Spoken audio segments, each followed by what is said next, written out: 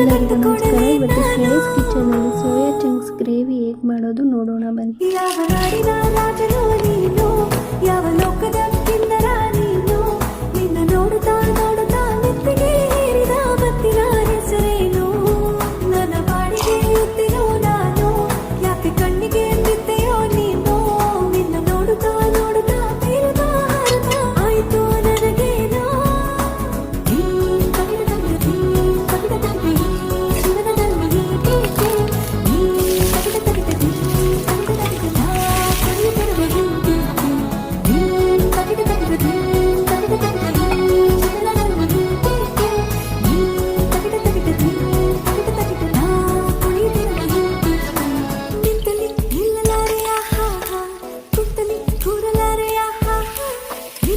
ಜಾದು ಎಲ್ಲ ಹೇಳಲು ಮಾತೆ ಇಲ್ಲ, ನಿಂತಲಿ ನಿಲ್ಲಲಾರೆಯ ಕುತ್ತಲಿ ಕೂರಲಾರೆಯ ನಿನ್ನದೇ ಜಾದು